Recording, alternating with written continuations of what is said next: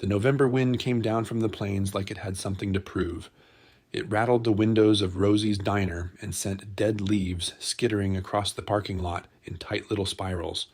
Inside, the coffee was hot, the pie was fresh, and the heating vents hummed their familiar tune. Outside, a single motorcycle sat alone at the far end of the lot, its chrome dulled by road dust and 300 miles of hard riding. Lily Dawson pressed her nose against the window and watched the man on the bench. He sat perfectly still, hands shoved deep in his jacket pockets, a black leather vest visible beneath a coat that didn't look nearly warm enough for this kind of cold. His beard was gray and full, and even from here she could see the fog of his breath coming in slow, measured clouds. He'd been sitting there for almost an hour now, not moving, not coming inside. "Lily, honey, eat your sandwich." Sarah Dawson set down a fresh pot of coffee at table 6 and glanced at her daughter. "And quit staring. It's not polite." "But Mama, he looks cold." "Some folks like the cold." "Nobody likes the cold." Lily turned back to her grilled cheese, but her eyes kept drifting to the window. The man hadn't moved. His shoulders were hunched now, drawn up against the wind, and she noticed his boots had holes near the toes. She was 7 years old, but she understood holes in shoes. She'd had them herself last winter, before Mama had worked double shifts for 3 weeks straight to buy her new ones. Sarah disappeared into the kitchen, and Rosie Delgado came out wiping her hands on her apron. The diner owner was a sturdy woman in her 60s with silver-streaked hair and eyes that missed nothing. She followed Lily's gaze out the window and frowned. "That fella's been out there since before lunch rush," Rosie said quietly. "Ordered a coffee 2 hours ago, paid for it, then went right back outside." "Why doesn't he come in where it's warm?" Rosie studied the man for a long moment. "Sometimes people don't think they're welcome in warm places, Mija. Sometimes they've been turned away so many times they stop trying the door." Lily looked down at her plate. Half a grilled cheese sandwich, a handful of chips, and an apple her mother had cut into slices because she liked it better that way. It wasn't much, but it was more than nothing. She slid off her stool before Rosie could stop her. The wind hit her like a wall the moment she pushed through the door.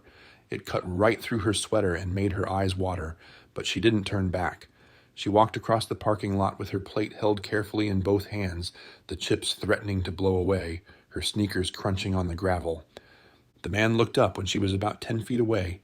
His eyes were pale blue, startling against the weathered brown of his face. There were patches on his vest, symbols and words she didn't understand, and a faded insignia on his shoulder that might have been military. He didn't smile, but he didn't frown either. He just watched her approach with the cautious stillness of someone who'd learned that surprises were rarely good. "You look cold," Lily said. "I've been colder." "I brought you my lunch." She held out the plate. "It's grilled cheese. Mama makes it with extra butter." The man stared at the plate for a long moment. Something shifted behind his eyes, something that looked almost like pain. "That's your food, little one." "I can't take your food." "It's okay. Rosie always gives me seconds if I ask nice." Lily set the plate on the bench beside him. "The chips are barbecue. Those are the best kind." She stood there in the wind, waiting. The man looked at the sandwich, then at her, then at the diner window, where she knew her mother was probably watching with her heart in her throat. He reached out slowly, like the plate might vanish if he moved too fast, and picked up half the sandwich. "Thank you," he said. His voice was rough, like it hadn't been used for kindness in a while. "You're welcome. I'm Lily. Marcus." He paused. "People call me Bear." "Because you're big like a bear?" The corner of his mouth twitched. It wasn't quite a smile, but it was close. Something like that. Lily nodded seriously. "You should come inside when you're done. It's warmer in there, and Rosie's pie is really good." She turned and ran back toward the diner before he could answer, the wind pushing at her back like it was trying to help her along. Inside, her mother was waiting by the door with a look that was half worry, half something else, something softer. "Lily Marie Dawson, you do not go running off like that." "He was hungry, Mama." Sarah stopped. She looked out the window at the man on the bench, who was eating the grilled cheese with the slow, deliberate care of someone who'd learned not to waste a single crumb. She'd seen that kind of eating before. She'd done that kind of eating in the dark months after David died, and the bills started piling up like snowdrifts. "Yeah," she said quietly. "I guess he was." 20 minutes later, the bell above the door chimed. Bear stood in the entrance, the empty plate in his hands, looking almost uncertain, a strange expression on a man his size. He walked to the counter and set the plate down gently. "I'd like to pay for the little girl's lunch," he said to Rosie, "and whatever her mother usually gets for dinner." Rosie raised an eyebrow. "That's not necessary, hun." "It is to me." He pulled a folded 20 from his wallet and placed it on the counter. It was the last bill in there. Rosie could see that clearly, but something in his face told her not to argue. She took the money and nodded once, a gesture of respect passing between them. Bear turned to leave, but Lily's voice stopped him at the door. "Are you going to be okay?" He looked back at her. Outside, the wind howled and the temperature was dropping by the minute. In a few hours, it would be below freezing. His bike needed a new fuel line, his coat wasn't insulated, and the nearest chapter house was 200 miles away. But a little girl had brought him her lunch in a cold wind, and her mother had watched with worried eyes that held no judgment. "Yeah," he said, "I think I am." He stepped out into the cold, but this time, for reasons he couldn't quite name, it didn't cut as deep. Sarah watched him mount his motorcycle and sit there for a moment, not starting the engine, just staring down Main Street toward the church steeple and the water tower beyond. Then he reached into his vest pocket, pulled out a phone, and made a call. She couldn't know what was said. She couldn't know that Bear was calling a number he hadn't dialed in almost 3 years, or that the voice on the other end belonged to a man who owed him his life twice over. She couldn't know that the conversation lasted less than 2 minutes and ended with 4 words that would change everything. "I found one worth saving." The engine roared to life. Bear pulled out of the lot and disappeared down Route 12, heading west into the fading afternoon light. Sarah turned back to her tables, to the coffee that needed refilling, and the tips that would barely cover this month's electric bill. The foreclosure notice was still sitting in her kitchen drawer, unopened, as if not reading it might make it less real. She had 6 days. But out on the highway, a phone call was already spreading through a network of garages and clubhouses, diners and churches, from Oklahoma to Texas to Kansas and beyond. And by morning, the first engines would be starting in the dark. The envelope had been sitting in Sarah's kitchen drawer for 9 days before she finally opened it. She'd known what it was the moment she saw the return address. First Regional Bank, the same logo that appeared on the monthly statements she could barely stand to read. But knowing and facing were 2 different things, and she'd told herself she'd deal with it after her shift, after dinner, after Lily was asleep, after she had a moment to breathe. The moment never came. So on a Tuesday morning, with Lily at school and the house too quiet, Sarah finally pulled the envelope from beneath the stack of old receipts and grocery coupons where she'd buried it. Her hands didn't shake. She was too tired for shaking. The letter was 3 paragraphs long. The first paragraph thanked her for being a valued customer. The second explained that her mortgage was now 4 months past due, and that previous attempts to reach her had gone unanswered. The third paragraph used words like foreclosure proceedings, and 30 days, and legal action. And by the time she reached the end, the words had blurred into a single, suffocating truth. She had, until the Monday after Thanksgiving, 5 days from now. If she couldn't come up with $11,800 by then, the bank would begin the process of taking her home. Sarah set the letter on the table and stared at it. The kitchen was cold. She'd been keeping the thermostat at 58 to save on the heating bill, and she pulled her cardigan tighter around her shoulders. The house had been in David's family for 3 generations. His grandfather had built the back porch with his own hands. His father had planted the oak tree in the front yard the year David was born, and David himself had proposed to her in the living room on one knee beside the fireplace, a ring he'd saved 8 months to buy, trembling in his fingers. Now it was slipping away, and there was nothing she could do to stop it. She worked the math again, the same math she'd worked 100 times before. Her wages at Rosie's came to about $1,400 a month after taxes. Lily's school supplies, groceries, electricity, gas for the car, the minimum payments on the credit cards she'd run up after David's accident, it all added up to more than she brought in. The mortgage payment alone was $620, and she hadn't made a full payment since August. There was no family to call. Her parents had passed years ago, and David had been an only child. There were no savings left, no retirement account to drain, no jewelry worth selling except her wedding ring, and she would lose the house before she lost that. The phone rang. Sarah considered not answering, but caller ID showed it was the school. "Mrs. Dawson? This is Principal Hernandez. I'm afraid there's been an incident with Lily." 20 minutes later, Sarah was sitting in a small office that smelled like copier toner and old coffee, listening to a woman in a gray blazer explain that Lily had gotten into a fight during recess. Not a real fight, no one was hurt, but there had been pushing and words exchanged, and Lily was now sitting in the nurse's office with a torn sleeve and a look on her face that the principal described as troublingly defiant.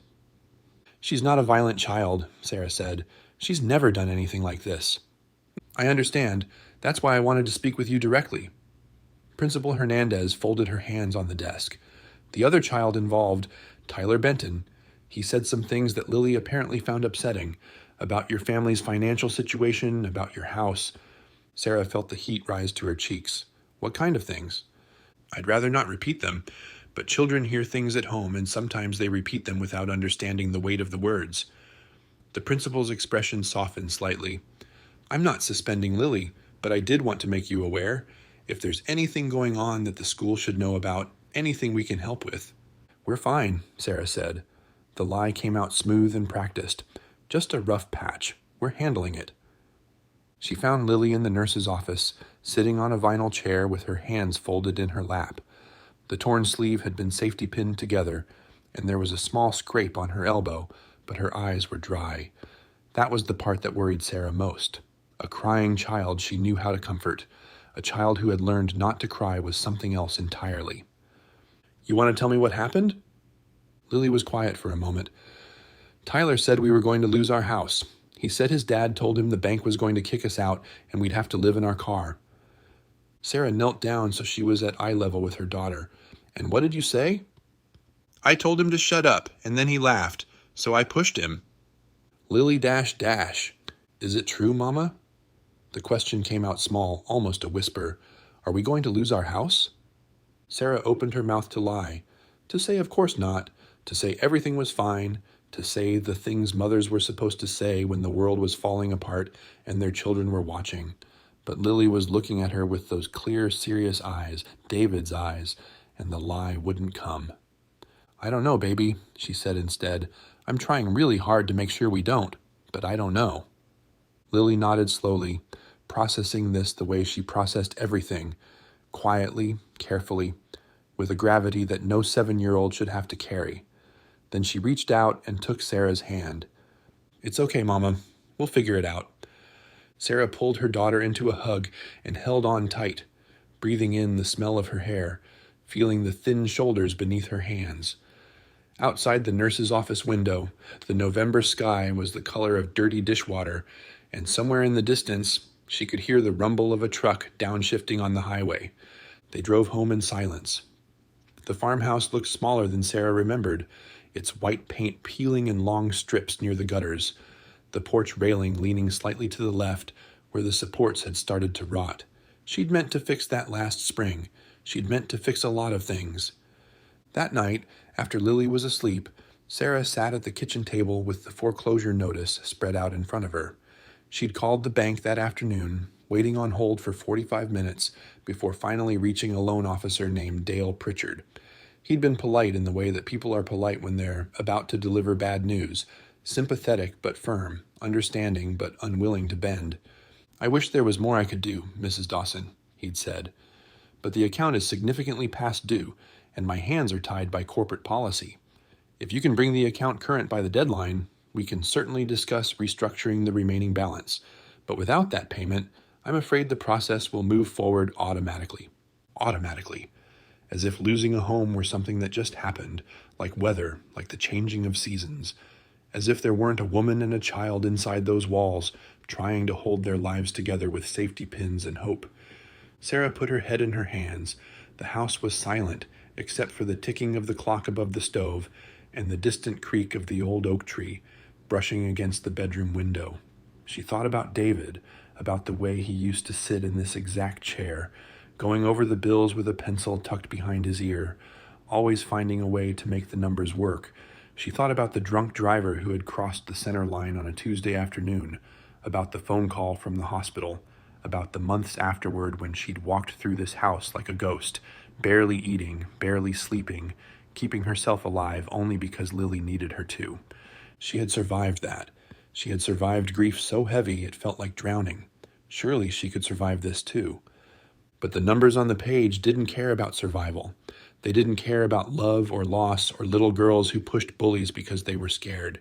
They just sat there, cold and absolute, adding up to a truth she couldn't outrun. $11,800, 5 days. She was still sitting there when the headlights swept across the kitchen window.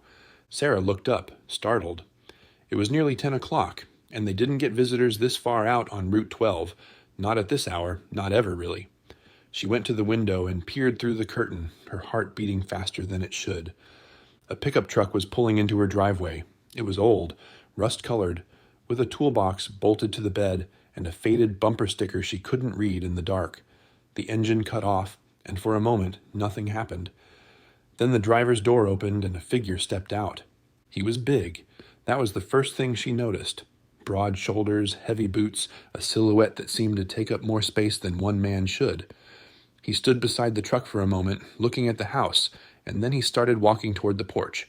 Sarah's hand went to her phone, but something stopped her, something about the way he moved, unhurried and deliberate, like a man who had come to deliver news rather than cause trouble. She watched him climb the porch steps, heard the boards creak under his weight, and then the knock came. 3 slow raps, patient and firm. She opened the door with the chain still latched. The porch light caught his face, and she recognized him immediately. The gray beard, the pale blue eyes, the leather vest with its patches and insignias, now covered by a heavy canvas jacket that looked like it had seen 1,000 miles of road. "Ma'am," Bear said, "I'm sorry to come by so late, but I think we need to talk." Sarah didn't unlatch the chain. She stood in the gap between door and frame, one hand braced against the wood, the other still holding her phone. The porch light threw shadows across Bear's face, deepening the lines around his eyes, making him look older than he had at the diner. "It's late," she said. "My daughter's asleep." "I know. I wouldn't be here if it wasn't important." She studied him through the narrow opening. He wasn't standing too close. He'd positioned himself near the porch railing, giving her space, making himself less threatening. It was a deliberate choice, she realized, the kind of choice a man makes when he's used to people being afraid of him. "How do you know where I live?" "Rosie," he said. "I went back to the diner after I left, asked some questions. She wasn't happy about answering them, but I can be persuasive when I need to be." He paused. "She cares about you, both of you. That's why she told me." Sarah felt a flicker of irritation at Rosie, at this stranger, at the whole situation. She didn't need saving. She didn't need a man she'd met once showing up at her door in the middle of the night with some kind of hero complex. "Look, I appreciate what you did at the diner. Paying for our meal, that was kind, but whatever this is, you're about to lose your house." The words landed like a slap. Sarah's grip tightened on the door. "Rosie told me," Bear continued, "not the details, just that you're in trouble, that the bank's been calling, that you've been picking up extra shifts and it still isn't enough." He reached into his jacket and pulled out a folded piece of paper. "I made some calls this afternoon. To some people who know how to find things out.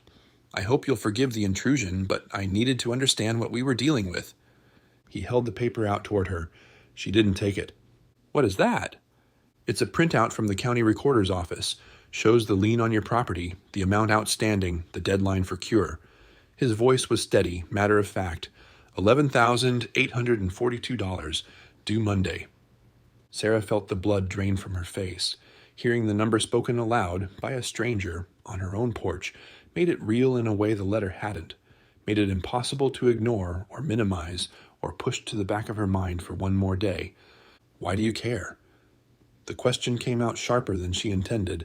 "You don't know me. You don't know anything about me. My daughter gave you a sandwich and now you're, what?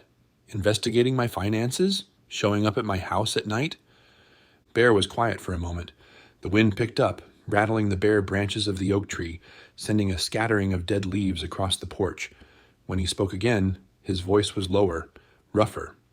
15 years ago, I had a daughter. Her name was Emma. She was 8 years old when she got sick, leukemia. The doctors said she had a good chance if we could get her into a treatment program in Houston, but our insurance wouldn't cover it, and I didn't have the money. Sarah's hand loosened on the door, just slightly. I was in a bad place back then, drinking too much, working jobs that didn't ask questions. I'd burned every bridge I had, and there was nobody left to call. Bear's eyes drifted past her, toward some point in the middle distance. Emma died on a Tuesday in March. I was in a county lockup 200 miles away, sleeping off a drunk and disorderly. By the time they let me out, she was already gone. I never got to say goodbye. The wind filled the silence between them. Somewhere down the road, a dog barked twice and then fell quiet. After that, I didn't much care whether I lived or died. Spent a few years trying to drink myself into the ground. But then I found the club, and they gave me something I didn't know I was looking for. Purpose, brotherhood, a code. He met her eyes again. We're not saints, ma'am. I won't pretend otherwise. But we take care of our own, and we take care of the people who take care of us. Sarah shook her head slowly. I'm not one of your own. I gave you half a grilled cheese sandwich. That's exactly what it is. Bear stepped forward, just one step, and placed the folded paper on the porch railing. Your daughter walked out into a freezing parking lot to feed a stranger. She didn't ask who I was or what I'd done. She just saw someone who was cold and hungry, and she did something about it. That's rare, Mrs. Dawson. Rarer than you know. He stepped back again, hands at his sides. I'm not asking you to trust me. I'm not asking you for anything. I just came here to tell you that you're not alone in this. There are people who want to help. All you have to do is let them. Sarah stood in the doorway, the cold air seeping through the gap, her mind racing. Every instinct she'd developed over 2 years of widowhood, the self-reliance, the stubborn refusal to ask for help, the walls she'd built to protect herself and Lily from disappointment, all of it told her to close the door, to thank him for his concern and send him on his way, to handle this herself, the way she'd handled everything else. But another part of her, a part she'd almost forgotten existed, remembered what it felt like to not carry everything alone. What kind of help? She asked quietly. Bear reached into his vest and pulled out a phone. I've already made some calls. There's a group. Veterans, mostly, some club members, some civilians, who do this kind of thing. Raise money for families in trouble. We've helped people with medical bills, funeral costs, rent. This wouldn't be the first time we've gone up against a bank.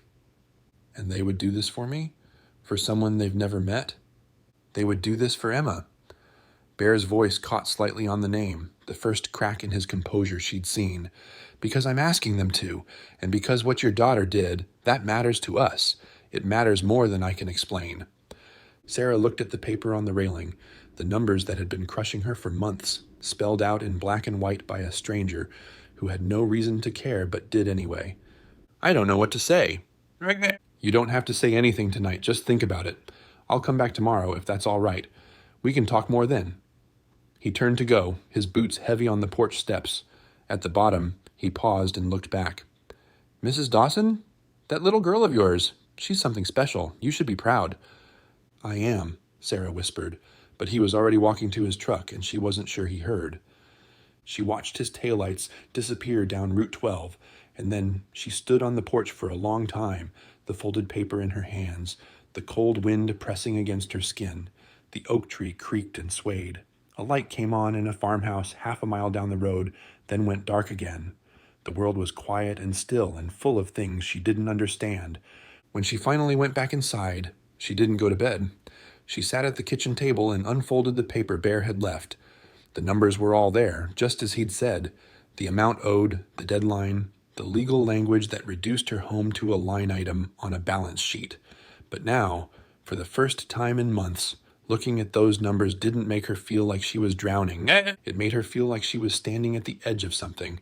A precipice, maybe, or a beginning. The next morning, Lily came downstairs to find her mother already dressed, coffee made, eggs scrambling on the stove.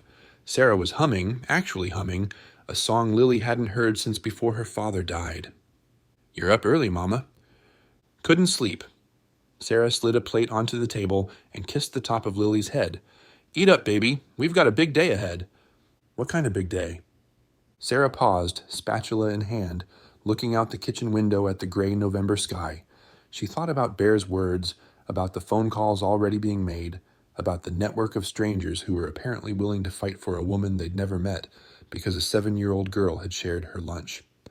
"The kind where we find out who our friends are," she said. At 10 o'clock, Bear's truck pulled into the driveway again, but this time he wasn't alone.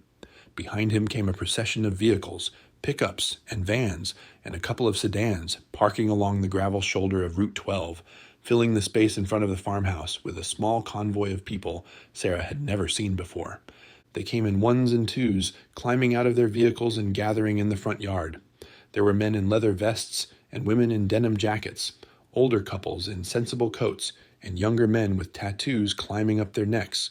A few wore patches that matched Bear's, others wore nothing that identified them at all, but they all had the same look in their eyes, a quiet determination, a sense of purpose. Bear walked up to the porch where Sarah stood watching with Lily, half hidden behind her. "Mrs. Dawson," he said, "I'd like you to meet some friends of mine." One by one, they introduced themselves. There was a woman named Connie who ran a food bank in Tulsa and had driven 3 hours to be here. A man named Hector who'd served 2 tours in Afghanistan and now worked as a carpenter in Wichita. A couple in their 60s, Roy and Darlene, who had lost their own farm to foreclosure a decade ago and had spent every year since helping other families avoid the same fate. And there were others. A pastor from a church in Oklahoma City who'd heard about Sarah's situation from a friend of a friend. A retired accountant who specialized in negotiating with banks. A young woman who worked for a nonprofit that provided emergency assistance to single mothers. They didn't ask Sarah to explain herself or justify her circumstances. They didn't look at her with pity or condescension. They just stood in her front yard, breath fogging in the cold air, waiting to be told how they could help. Sarah felt the tears coming and didn't try to stop them. "I don't understand," she said, her voice breaking. "Why would you all do this? You don't even know me." It was Connie who answered, stepping forward with a gentle smile. "Honey, that's exactly why we're here, because it shouldn't matter whether we know you or not. Because when one person is drowning, the rest of us are supposed to throw a rope." She reached out and squeezed Sarah's hand. "Now, let's go inside and figure out how to save your house." The kitchen table that had felt so empty for so long was now crowded with papers, laptops, and coffee cups. Sarah sat at the head, Lily beside her, watching as strangers transformed her crisis into a plan. The retired accountant, a thin man named Gerald with reading glasses perched on his nose, had spread the foreclosure documents across the table and was walking the group through the numbers. The pastor, a soft-spoken man named James Holloway, who turned out to be a Vietnam veteran himself, had pulled up a list of emergency assistance programs on his phone. Connie was already on a call with someone at her food bank, arranging for a month's worth of groceries to be delivered by the end of the week. "The good news," Gerald said, tapping his pen against the foreclosure notice, "is that we're still in the cure period. The bank hasn't filed the formal petition yet. That means if we can come up with the full amount by Monday, the foreclosure stops. No auction, no legal proceedings, no mark on your credit beyond what's already there." "And the bad news?" Sarah asked. "The bad news is that $11,800 is a lot of money to raise in 5 days." Gerald looked up from the papers. "But I've seen it done before." "It's not impossible. It just requires coordination." Bear stood by the window, arms crossed, watching the road. He'd been quiet since the introductions, letting the others take the lead, but Sarah could feel his presence anchoring the room.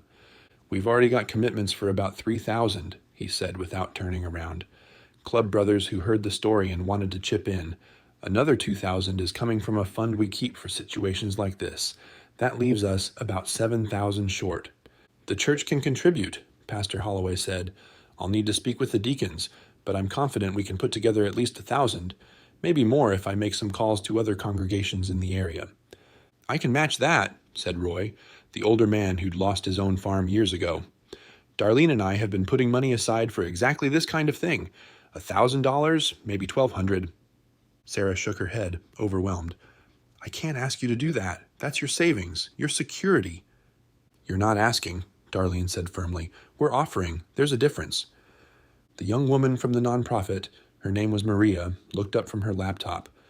"I've been running the numbers on emergency assistance programs. There's a state fund for families facing foreclosure, but the application process takes weeks. We don't have that kind of time. However, she turned the screen towards Sarah. There's a local organization that does rapid response grants for single mothers. Maximum award is $2,000, and they can process applications in 48 hours if we mark it as urgent. That's $5,000 accounted for, Gerald said, scribbling on a notepad. Plus the 3 from the club and the 2 from the emergency fund. We're looking at around $10,000, give or take. That still leaves us roughly $2,000 short. The room fell quiet. Outside, a car passed on Route 12, its engine fading into the distance. Lily, who had been listening silently, tugged on her mother's sleeve. "Mama, what about Daddy's bike?" Sarah froze. She looked down at her daughter, then across the room at Bear, who had turned from the window with a curious expression. "What bike, sweetheart?" "The one in the barn. The one you said we couldn't touch because it was Daddy's." The room was very still. Sarah felt the weight of every eye on her as she processed what Lily had just said. David's motorcycle. A 1972 Harley-Davidson Sportster that he'd spent 3 years restoring before they got married. It had been his pride and joy, the one thing he'd asked her never to sell, no matter how bad things got. After he died, she'd covered it with a tarp and closed the barn doors and tried not to think about it. The battery was dead, the tires were flat, and she hadn't so much as looked at it in 2 years. "I don't know if it even runs anymore," she said quietly, "and I promised him. May I see it?" Bear's voice was gentle but direct. "I'm not asking you to sell it. I just want to take a look." Sarah hesitated. The barn felt like sacred ground, a place where David's memory still lived in the smell of motor oil and the gleam of chrome under dusty canvas. But something in Bear's expression, a kind of understanding that went beyond words, made her nod. "Okay, but just you." They walked across the yard together, their breath visible in the cold air. The barn doors groaned as Sarah pulled them open, revealing the cluttered interior. Old farm equipment, boxes of Christmas decorations, a broken lawnmower she kept meaning to fix. And there, in the back corner, shrouded in a gray tarp, was the shape of a motorcycle. Bear approached it slowly, almost reverently. He pulled back the tarp in one smooth motion, and the Sportster emerged from its 2-year hibernation. The chrome was dull but intact. The leather seat had cracked in places but still held together. The tank, painted a deep midnight blue with silver pinstripes, showed the care of a man who had loved this machine. "Your husband did this work himself?" "Every bit of it. Took him 3 years of weekends." Sarah's voice caught. "He used to say it was the only thing he ever finished that was exactly the way he wanted it." Bear crouched down, examining the engine, the chain, the spokes. His hands moved with the practiced ease of someone who'd spent decades working on bikes. "It's a beautiful machine," he said. "With some work, it could be worth 8, maybe 10,000 to the right buyer." He looked up at her. "But that's not why I asked to see it."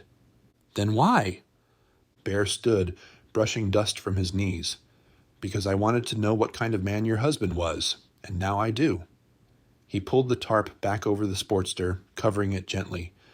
"A man who builds something like this, who takes that much care, that much time, he's not just working on a machine. He's putting something of himself into it, his patience, his love, his hope for the future." Sarah felt the tears threatening again. She blinked them back. "He would have hated this," she said. "All of it. Strangers in our house talking about money, going through our problems. He was proud, maybe too proud." "Pride's not a sin," Bear said. "But neither is accepting help when you need it." He nodded toward the barn doors. "Come on, let's go back inside. I've got an idea." When they returned to the kitchen, Bear didn't sit down. He stood at the head of the table, looking at each person in turn, and then he pulled out his phone. "I'm going to make a call," he said. "There's a man I know. He runs a custom shop in Amarillo, deals in vintage Harleys. Owes me a favor from a long time ago. If I ask him, he'll come out here tomorrow and take a look at that bike in the barn. Not to buy it, to assess it, to tell us what it's worth and what it would take to get it running again." "Why?" Sarah asked. "Because I think there's another way to close this gap, one that doesn't require you to sell something your husband loved." Bear's eyes met hers. "The club does a run every year, the weekend after Thanksgiving. Charity ride. We pick a cause, spread the word, and people donate. Usually it's for a children's hospital or a veterans fund. But this year, if you'll allow it, I'd like to make it about you." The room stirred. Glances were exchanged. Pastor Holloway leaned forward in his chair. "A fundraising ride," he said slowly. "How many people are we talking about?" "Last year we had about 200 bikes. Word spreads fast in our community. If I put out the call tonight, explain the situation.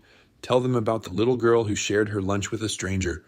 Bear paused, and for the first time, something like a smile crossed his face. "I think we might get more than that." Maria was already typing on her laptop. "If we set up an online donation page, people who can't ride could still contribute. I can have it live within the hour." "And I can spread the word through the church network," Pastor Holloway added. "There are congregations all over the state who would want to be part of something like this." Gerald tapped his pen against the table, calculating. "If we get 200 riders and each one brings even $50 in donations, that's 10,000 right there. Add in online contributions, the grants, the pledges we've already got." "We'd have more than enough," Connie finished. "We'd have a cushion." Sarah looked around the table at these strangers who had become something else in the space of a single morning. Her throat was tight, her eyes burning, but for the first time in months, the feeling in her chest wasn't despair. It was hope. "When would this ride happen?" she asked. "Saturday," Bear said. "Day before your deadline. The route would end here, at your farm. That way the bank sees exactly who they're dealing with if they try to push forward." Lily, who had been quiet through all of this, suddenly spoke up. "Will there be a lot of motorcycles?" Bear looked down at her, and his expression softened in a way that made him look like a completely different man.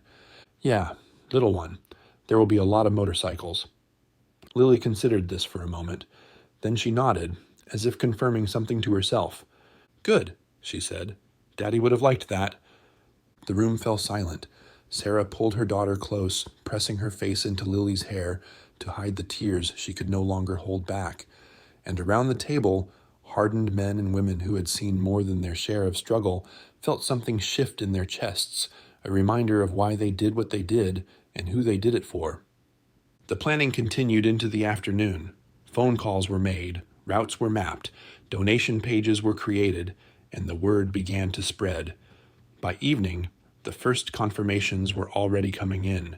Riders from Oklahoma City, Tulsa, Wichita, even as far as Dallas, all saying the same thing. They'd be there. They wouldn't miss it. As the sun set over the farmhouse, painting the sky in shades of orange and pink, Bear stood on the porch with Sarah, watching the last of the volunteers drive away. "Thank you," she said. "I don't know how I'll ever repay all of this." Bear shook his head. "You already did.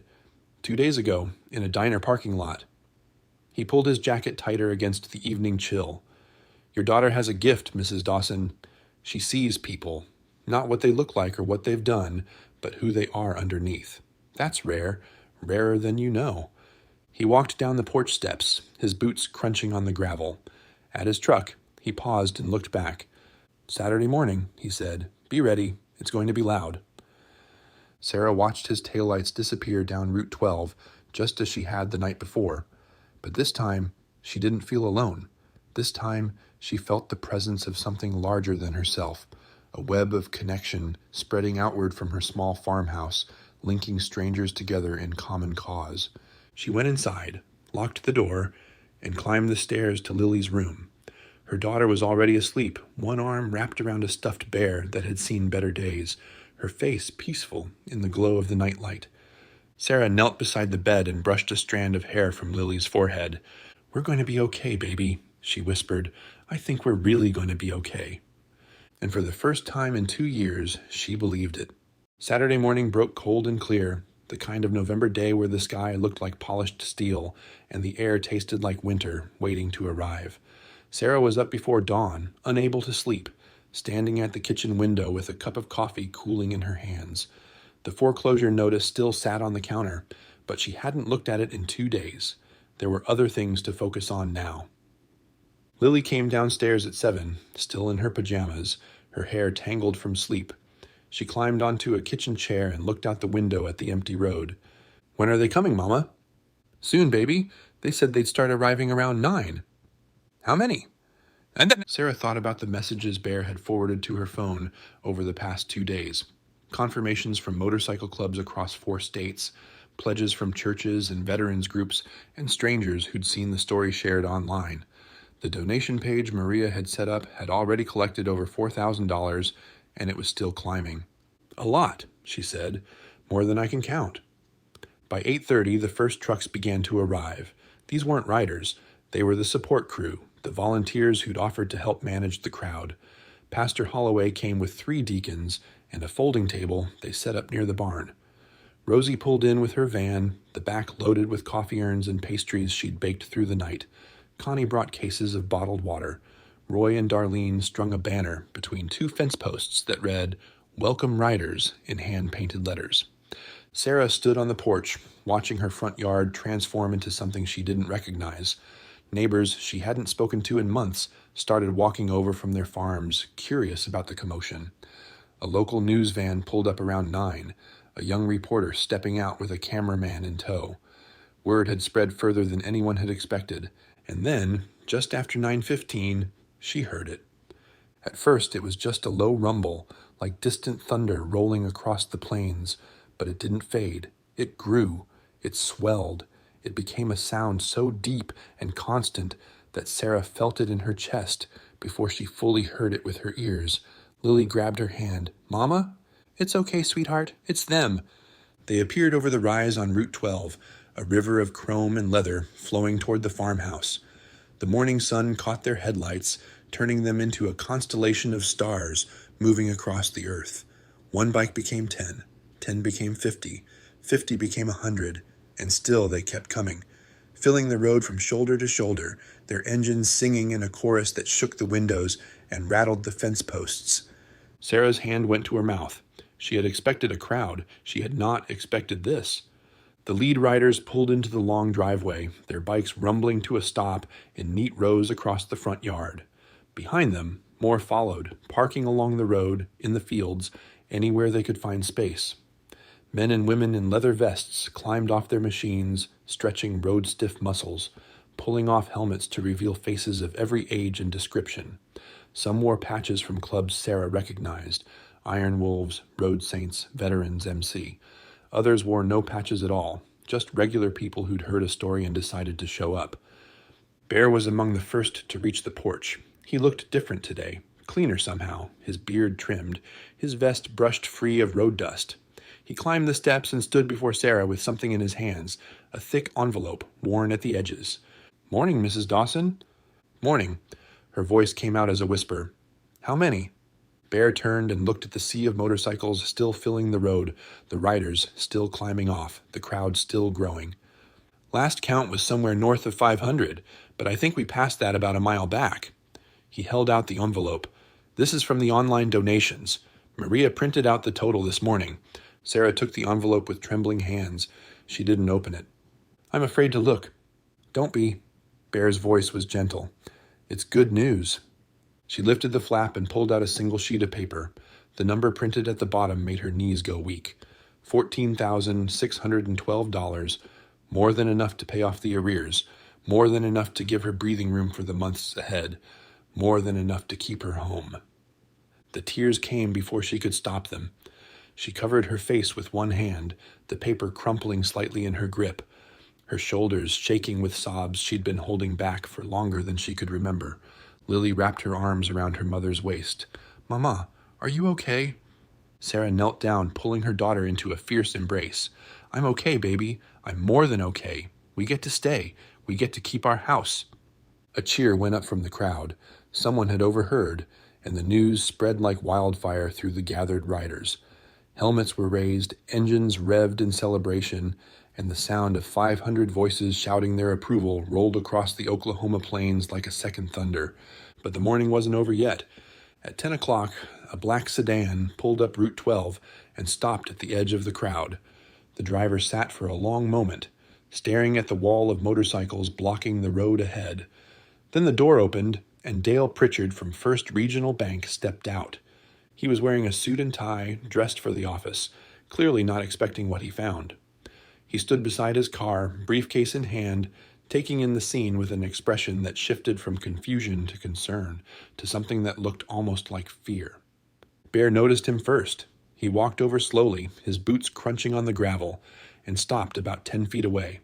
"Can I help you?" I'm looking for Sarah Dawson." Pritchard's voice was unsteady. "I'm from the bank. I was scheduled to deliver some documents today regarding her property." "That right?" Bear crossed his arms. "What kind of documents?" "Foreclosure paperwork. The deadline is Monday, and if the account isn't brought current—" "It is." Pritchard blinked. "Excuse me?" Bear turned and gestured toward the porch, where Sarah was now standing with the envelope in her hand, Lily at her side, 500 riders at her back. "The account is current. As of this morning, we've got more than enough to cover the arrears, plus a cushion for the next few months." He took a step closer to the banker, not threatening, but not backing down either.